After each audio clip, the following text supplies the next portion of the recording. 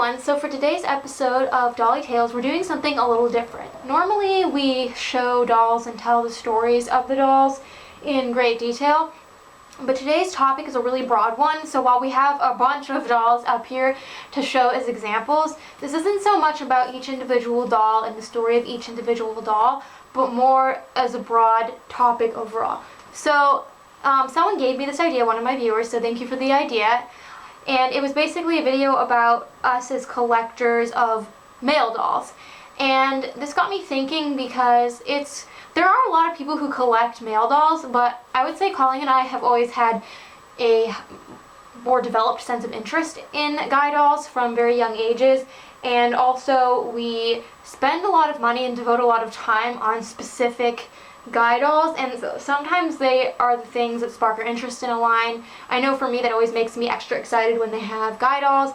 I know a lot of people who don't have space for lots of dolls, so they'll automatically just say like no guys, and they're one of the first categories that a lot of people don't consider collecting.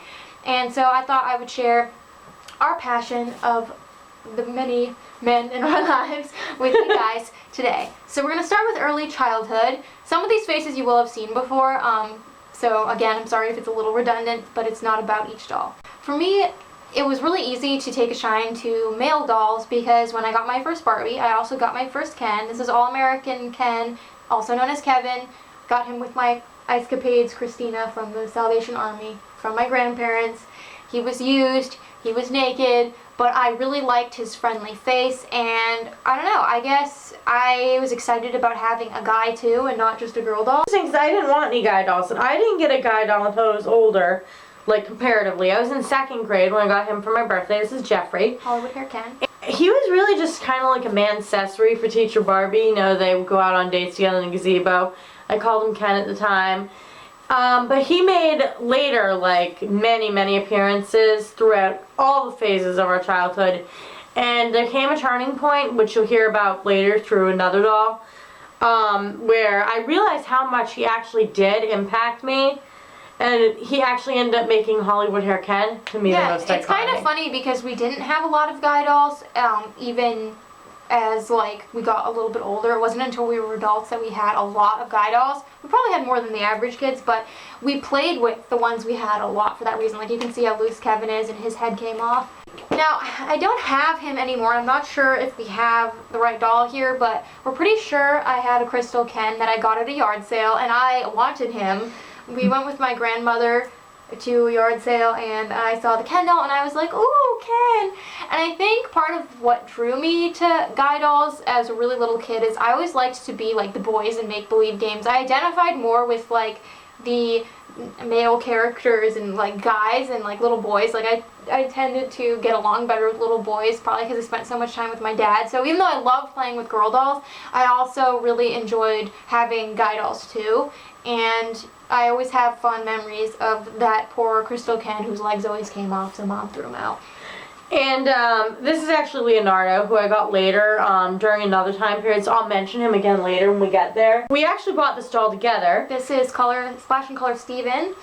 We bought him as a guy doll to go with Shelly's Pearl Beach Christie, and we thought we would have this perfect little family, which, you know, 5 minutes later turns into, like, complete dysfunction. Even as very young kids, we really liked the idea of sort of having collecting in a way, which brings me to Cocoam, who you guys have seen in several videos. So in the case of Steven, we kind of wanted to have like a whole African-American family, and then when it came to my Pocahontas dolls, Cocoam really sparked my interest in the Sun Colors line and got me wanting to collect all of them. Guy dolls in many ways that we really started collecting, and also he gave me a major interest in guy dolls with like mohawks, which you'll see a recurring theme later on with some of the dolls I got like as an adult.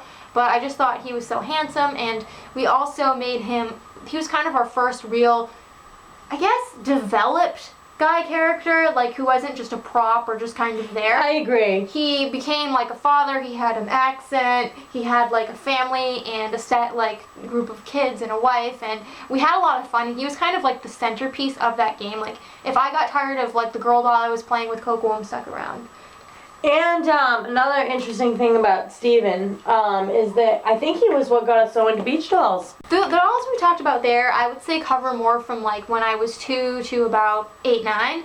And these dolls are from when I was about like 10 to 14-ish when I stopped playing with dolls. There were kind of two distinct factions here. There was the man doll as like a family man. Hookworm kind of started toward the end of when Shelly was 8 or 9.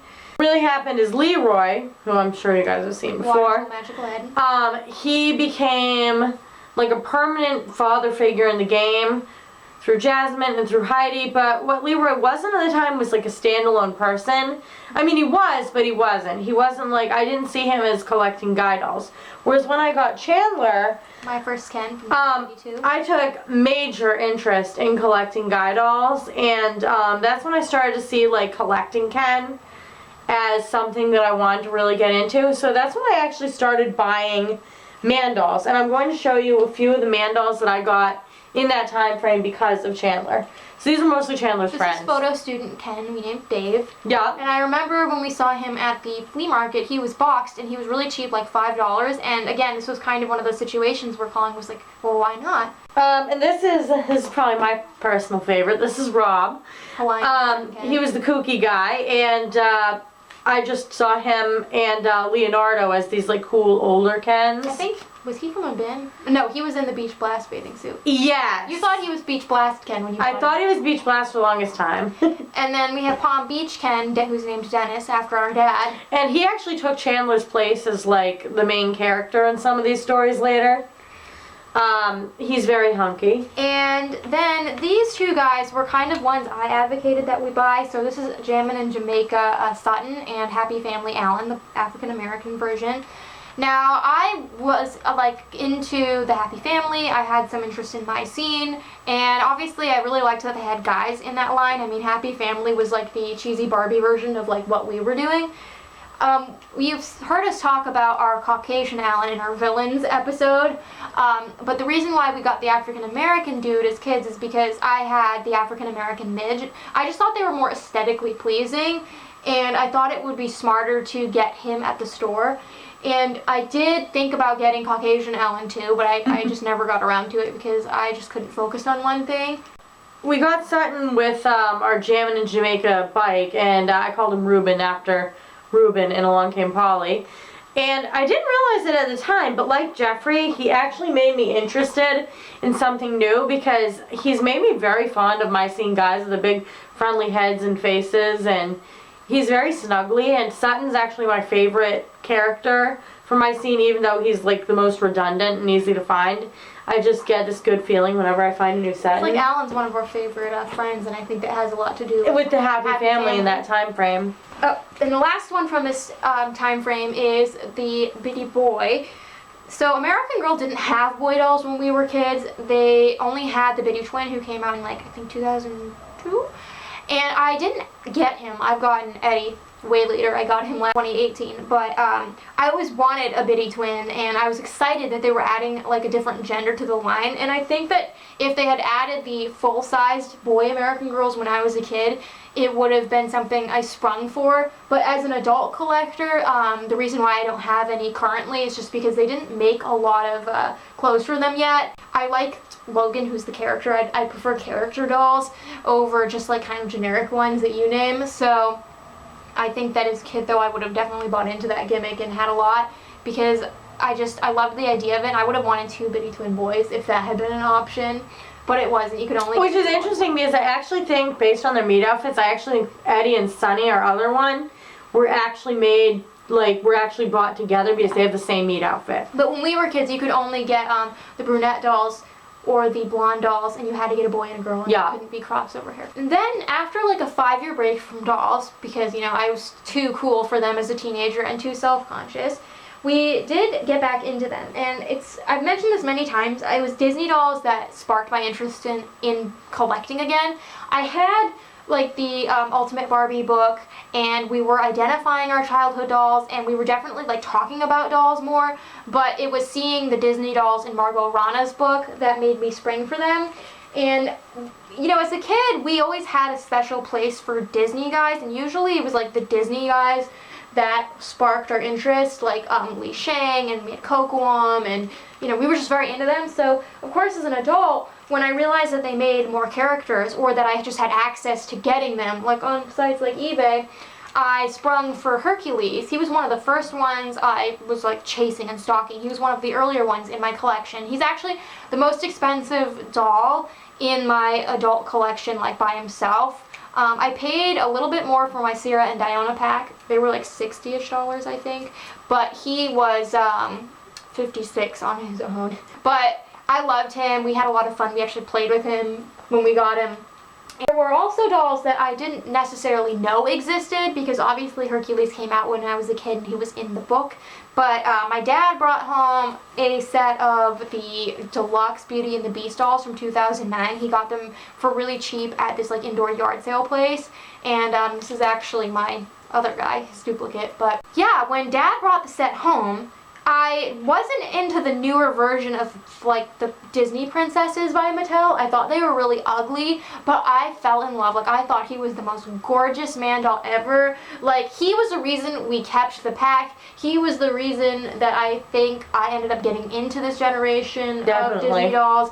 And it was always easier for me to take a shine to the guys. It's kind of like I liked Tycho Eric first. I liked the Bicken Prince from Snow White first, and the dwarves, and those were all male characters. And I think it's because you have less choices, so just the fact that they made them. In this time frame, I decided I really wanted to get into Stacy's friend Todd. I saw one in a set right around the time we first got back into collecting. It was like, I think $5 or something ridiculously cheap for the set box. And boy, do I wish I'd bought it. But I passed it up, but then it kind of was in my mind. So I didn't get him until a couple of years later, but this is kind of what kickstarted all, was seeing one of these. It made you kind of like crave Todd and buy whatever Todds you could get. I did. And I started really, around the time Dad passed away was actually the time I started finding them. And I bought quite a few in that time frame, but I absolutely love Todd, and that time frame is why. Something else that's really interesting that I don't think we've really touched upon much on the channel, but a huge part of when we got into collecting was actually the 60s Barbies. We went through this like real kicker for them, because as kids we didn't really see them much secondhand. We didn't know much about them. They're very kind of weird looking and different than like even 70s Barbies. But when I got my Marcy Melillo book and I saw the flocked Kens, I was like, my heart for a Ken. It's usually like the guy dolls that I get magnetically drawn to right away. I'm like, I need that, I want him. Like Tammy's brother Ted. Yes, like Ted. He is one of the guys that I just got at the flea market, but I did actually make a point of finding my blonde Ken on eBay, and I got an outfit for him. And when I saw another one, Martin, pop up secondhand, I was really excited. I had them displayed in my room. Like, I actually set up a whole shelf just really to have my Kens out, because that's how devoted I was. We were also starting to get, as we delved more into Barbie, because the ones that we couldn't deny, like the Skippers and Todd and the Kens, kind of got us more into Barbie in general. We started buying bins of Barbie again, and this is one of our earlier bins. Free Moving Ken. Free Moving Ken, and I absolutely love him. He's very cool. Yeah, and we actually did buy a lot of just older Kens in general around that time, and also in like the next kind of chapter we'll talk about. But we got like Mod Hair Ken, Malibu Ken, Sun Love and Malibu Ken. Anytime we saw like an older Ken doll and we could kind of distinguish that we didn't have them already, make it or not, we would buy him. One of the most special chapters about guy dolls was when I got into Bratz boys. Now, I did have two as a kid. I had Formal Funk Dylan and New Cool Kobe. They were both gifts. They weren't things I picked out. But I had wanted boys. I guess it was like the ones I got in particular, like New Cool Kobe was a little too preppy. Formal Funk Dylan was a little too formal, and then all the fashion packs I had kind of made them look like leathery douches.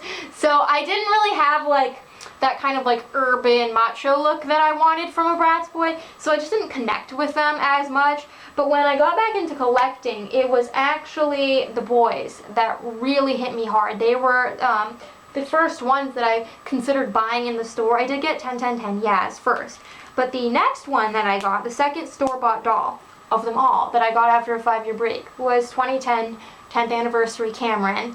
And I fell in love with him so much that he kind of sparked my interest in like completing his little mini line. And we actually went everywhere looking for Dylan, and also on the Mike Fad because I got On the Mike Eaton on sale, and this leads into my story of Party Chloe. If you guys have been following my channel, you'll know that 2010 Party Chloe was like one of my most wanted dolls. My dad took me all over creation trying to look for her, and the irony is that when I got my other party dolls, they were on sale. So I had gotten Yaz at Walmart, who made me like the line, and then we were at Toys R Us one night, and we saw that Sasha, Chloe, and Jade were all also like $10, and I could have gotten Chloe. I'm almost sure she was there, but they had the new On the Mike boys, and I had wanted Punk's Eaton because of the mohawk since he came out when I was a kid. When I saw that he looked almost like very similar with the blue mohawk, I was like, I need him. Screw Party Chloe, because he was part of the sale of like buy one get one half off or something. So because I had him, and I had 2010 Cameron, I wanted these two, and Dad called a few Toys R Us's who said they had them, but they actually had the opposite dolls in the line. Apparently they couldn't tell Thad and Cameron apart from Eaton and Dylan. So my most fond memory of Dylan is Dad asking for Dylan over the phone. Now you know where I get my bad pronunciation of names from. But yeah. He's like, no, we're looking for Dylan. These actually aren't my original On the Mike boys either. They're my replacements because I went through a really bad phase of just customizing stuff for the sake of it, and they got like ruined literally. So these aren't my originals, I should say, but the 2010 boys are my originals. And then along with that, I also was really into the boys that were secondhand, and I had a lot of luck finding them, especially Eaton. I found like Girls Really Rock Eaton, Sunkissed Summer Eaton, first edition Eaton. My two favorites were second edition Dylan. I actually have two of them that I got like back to back, but he was the one that I saw the little boy was selling, and I saw him with his little visor for $1, and I'm like, I need that Dylan in my life, and he was one of my favorites. I actually played with him quite a bit. And didn't we get that the same day as the Bratz guy? Yeah, I did. I got my other Dylan just like him that same day. And we kind of just like, we literally threw him into the massive bag of dolls. And then Kobe over here, he's really special because I didn't have a lot of Bratz clothes back then. I know that like you guys see us with tons of doll clothes, but that took years of collecting. But back then it really didn't have much, and after getting a few secondhand boys, I didn't have any spare shoes. So when we were at this flea market one day, and he was 50 cents, first edition Kobe, I didn't have feet for him. So I left him behind, and he weighed on my mind. I regretted not buying that beautiful Kobe doll, and I remember I was so happy when he turned up again a few weeks later at the same flea market, and by that point, we got one extra pair of shoes, and I was like, I know why I want to have those shoes, and it was this Kobe, and so he's really special. People say, oh, we're spoiled because we have a big collection, but I think that in actuality, if you don't act spoiled and you still remember that time when you didn't have spare clothes for all your Barbies and you couldn't buy a boy doll because you didn't have feet for them, I think that it shows that you're grateful for what you do have, and we appreciate what we find.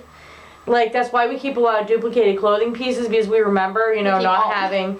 Right, exactly. Even if they're, like, pretty raggedy, and a lot of people will be like, oh...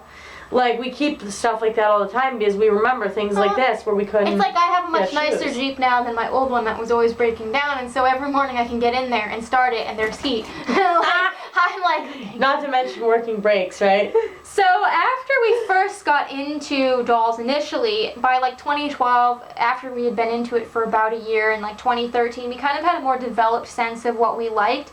And we definitely could see patterns emerging. Like, for instance, we were still on a real kicker for Disney guys.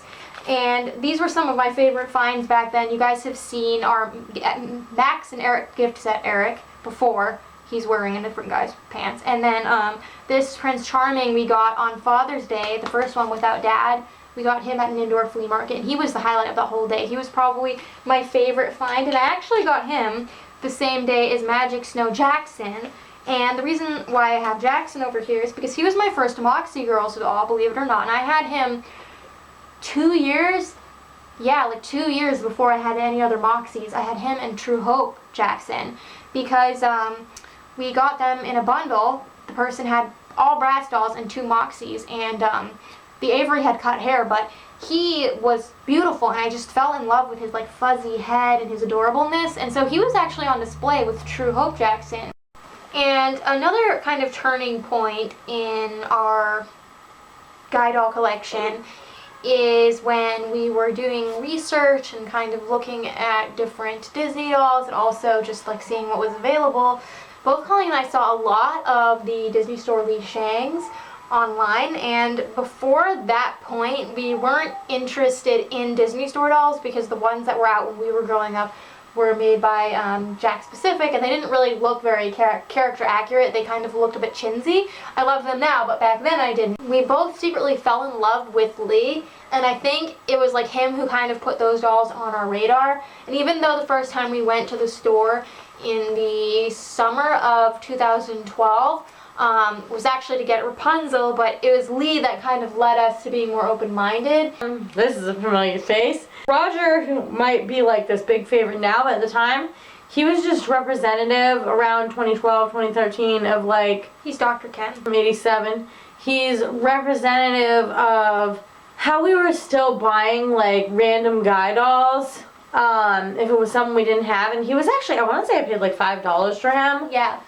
Because he was in such nice shape and he was clearly like from the late 80s. It was either 3 or 5. Actually, from that same seller, we got Philip early on. Now, back then, we were more hesitant to buy dolls that didn't have their clothes, especially Disney characters, because there wasn't a lot of ways I could display them if I didn't have like a character appropriate outfit. But Philip was one of the dolls that I just fell in love with. I just thought he was like such a beautifully handsome guy doll, and he was definitely one of my favorites back in the day, still is.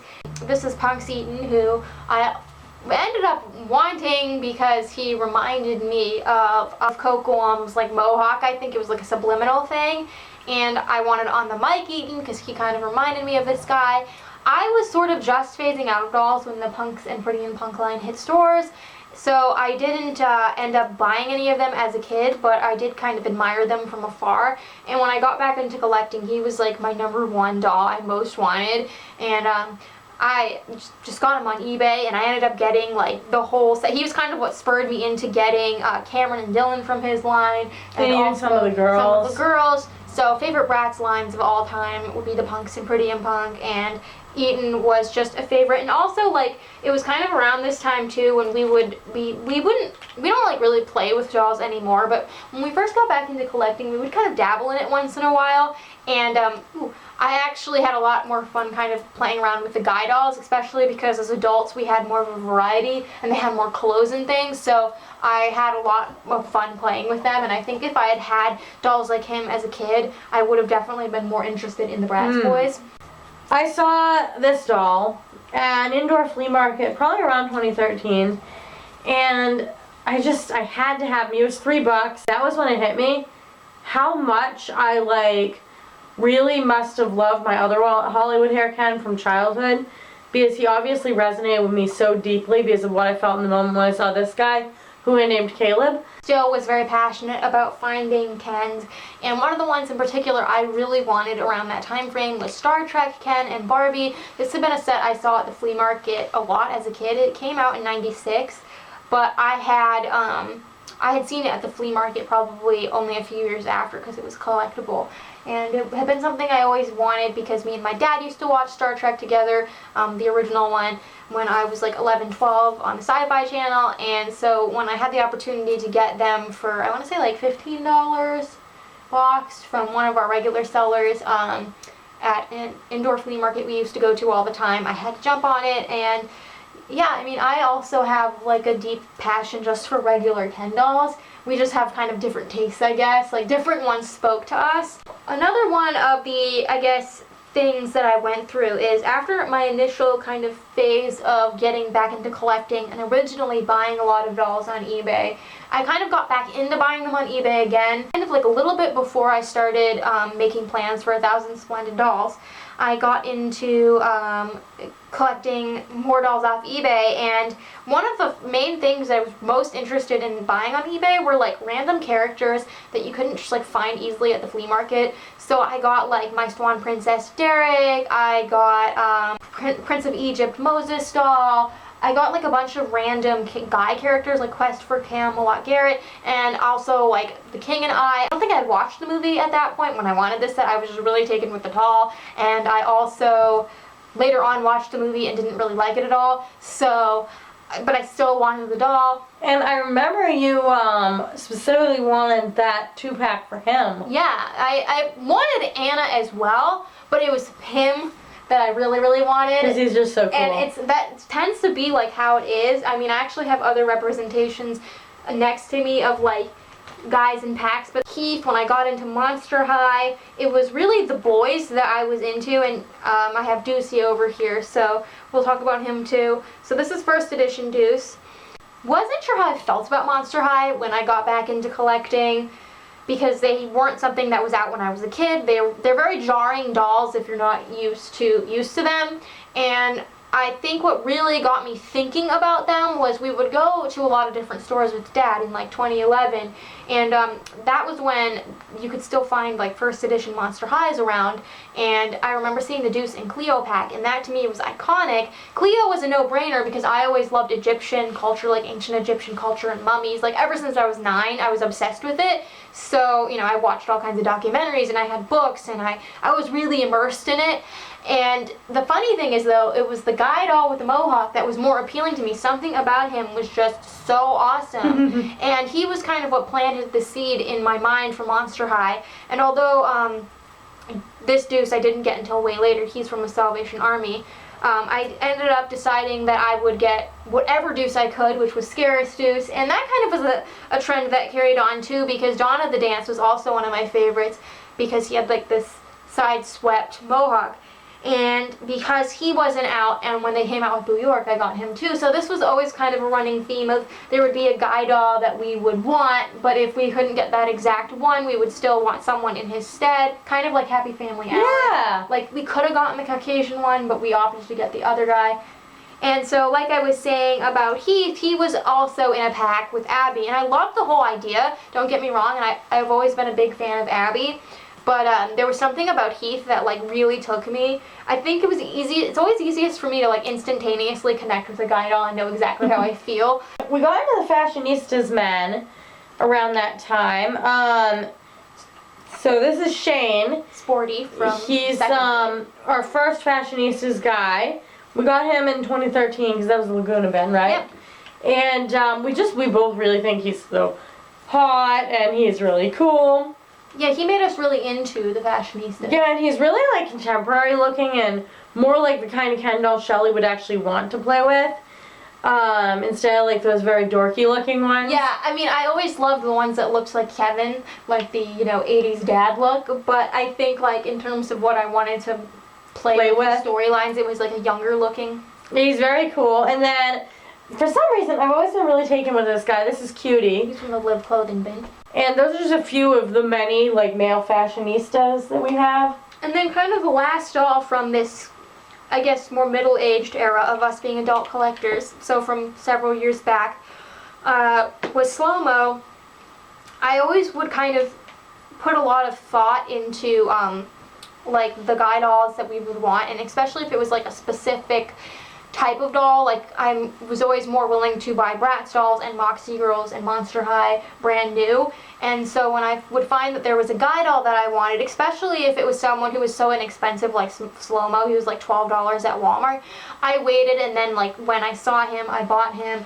And there were other instances of that happening, not just with Monster High, but I did that with Bratz. Like if I knew that a line was phasing out and there were boys I wanted, because I knew ahead of time in my head, like, oh, not as many kids are going to buy these, that means not as many are going to end up second hand. And then a lot of collectors charge more for like the boy characters online for that reason. They're more collectible, I guess, but little kids aren't as into them. And now we're going to move on to like our most recent years. Yeah, I would say most of these are from like these are all from like 2018 to and like onward to now.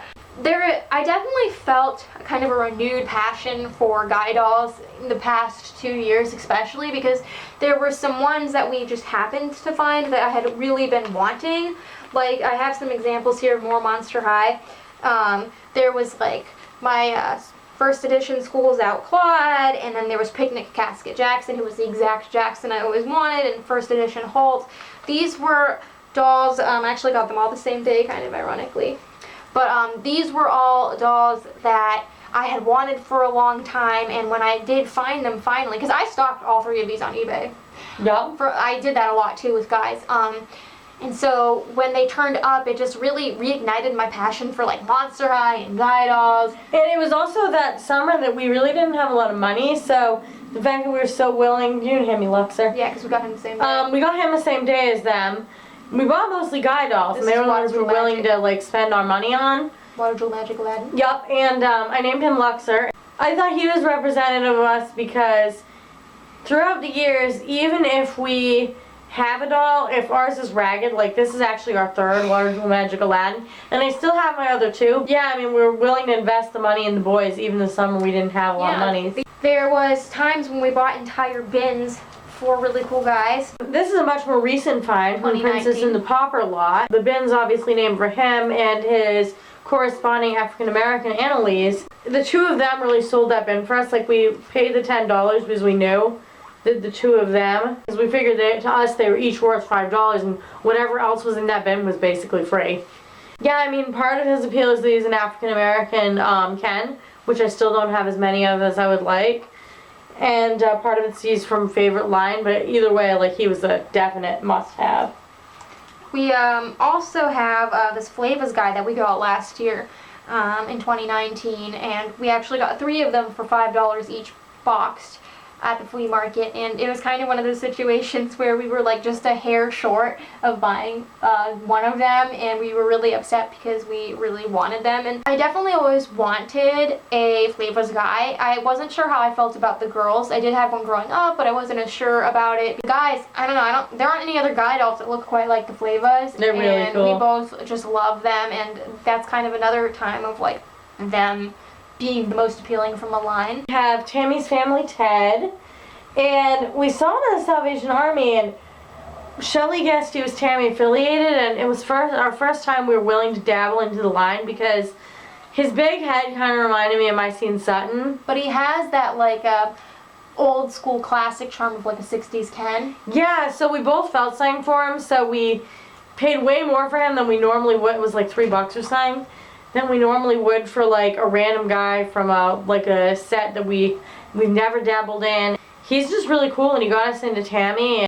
He kind of reminds me of when we were younger. Dad used to collect like trucks and G.I. Joe stuff, and we loved his G.I. Joes. He didn't have like really old ones like from Ted's era, but he had some from like the 90s, and we used to love playing with them, and when Dad got rid of them, we were really... He was actually wearing a G.I. Joe jean shirt that we kept. That's what made me think of it. So then obviously you guys are really familiar with Dracula. He's one of the like most notorious dolls on our channel. I had to put him in here because I was really excited when I heard that Monster High were coming out with family members, and when I heard that Draculaura was going to have her daddy, that was really, really awesome because you get a lot of like the moms, like with the Bratz families, they did the moms, and I love the idea of families in general, but when I heard it was going to be the dad, and he's also just like this ridiculous looking pink doll, so he really sparked our imaginations, and I think it goes back to like Cocoam and Leroy and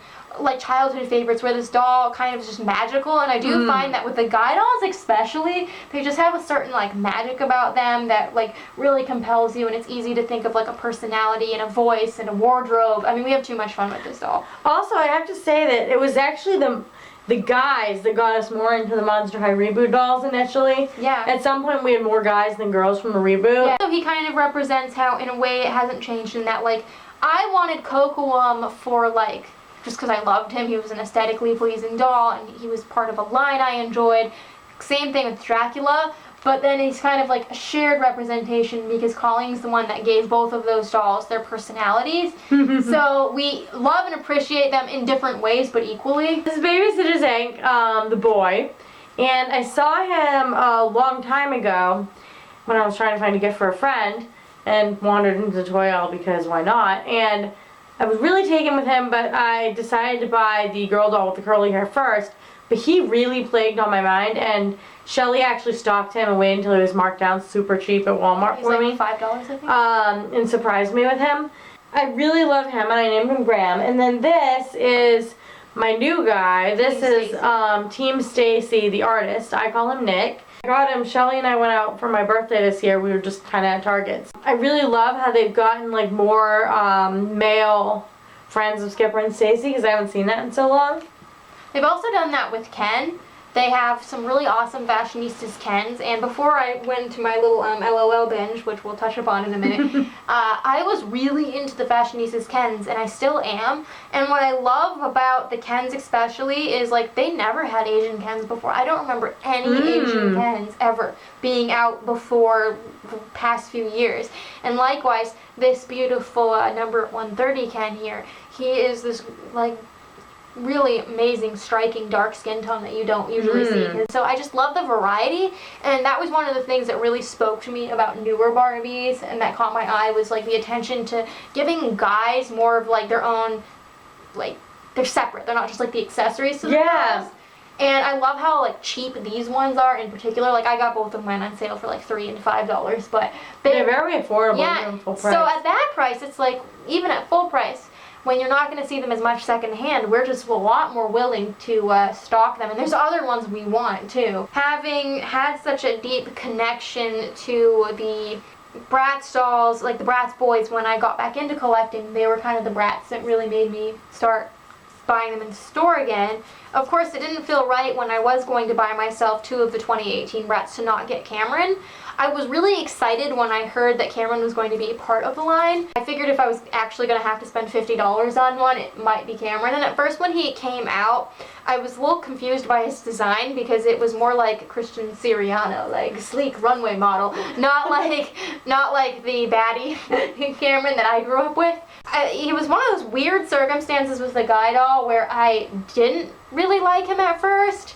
And I was kind of like, no, not feeling it, but he got stuck in my head, and I decided on my birthday this past year in 2019 that I would treat myself to Cameron on sale and Yasmin, and I have to say I like him just as much as Yasmin, and I'm really, really glad to have him, and I keep him in a very special spot on my display with my 2010 boys. It means a lot to me, especially because I know my dad would have bought me him because we were going to get True Hope Cameron if he had been alive when True Hope Cameron came out. So, I don't know, I just felt like this really strong connection towards Cameron. And last but not least, the newest kind of dolls that I've gotten into as of late, which is interesting because since I started my channel, we haven't really gotten gung-ho about a type of doll. Like, we've tried new things, but like because we're usually cheap and patient about stuff, you haven't really seen the doll crazed addict that is there, believe me, like the Monster High one that you could clearly see came out in 2013. But we got into the LOLs, and I mean the OMGs are cool too, but there's something about the LOLs, and I think what really like put it over the top for me after finding out they had rooted hair was that they were boys. Like when I saw that they were boys, I was like, God dang, they make boys. And then like for instance when we got the house for them for display purposes, and we found out that the newer version of the house, which is the one I would be able to get, had a boy character in it and with glasses. It was like, dude, that's the one I want. Like, screw the other one. And it's kind of funny because Colleen saw some of these boy dolls decapitated on eBay, and I don't know why. Like, I've developed this weird new tradition of taking City Slicker and City Boy into her room at night and telling her to kiss them goodnight because I feel bad. For the ones I saw online, like, it was legit those two heads and a lot of floor, and I was like, what would rebodying serve? I don't know why. They don't have different bodies, and the boys especially are naked. They have nothing, not a strip of clothing on them. I know, it is so sad. Who would rebody the sweet babies? I just, like, love them, and these are definitely the kind of things that, like, we would have loved as kids because of their small size, and I would have loved the boys. They're just super adorable, and my dad would have loved these too, so, and he would have gotten a kick out of their anatomically correct bodies. Because my dad was inappropriate. Our history with guy dolls, and I guess to summarize, it's just, they've always been a really strong presence in our collection, and despite the fact that they're not made as much as the female dolls, whether you're just talking as a whole or a specific line, there's always less guy dolls, and they're usually kind of just add-ons. We've always been just as invested in them as girl dolls, and a lot of the times that's a motivation to get into a doll line, especially if we know that like they make fashions for them that's like an extra bonus, or you know, if they have like more friends. And that's something that's very appealing about the doll market now, is that they do have like guy dolls in many of the lines, and like Ken is really branching off into his own thing. Dolls would not be the same without the male characters, and they're very special to me, and I would never not collect them. Hope you guys enjoyed this video, and all of the dolls that we have here are also pictured on my Flickr if you want to know like the stories about each doll in particular. And we also have like my stories for Bratz boys and Ken's, so some of the bigger categories if you want to read more like in depth about that. And until next time, love your dolls, love yourself, and love your life. And while we're talking about boys, we have to say hello to my little boy Napoleon. Hello, babes. Are you eating? Nice boy. Like a belly rub? Yeah? And there's Clyde and his Nick Flo. Yeah?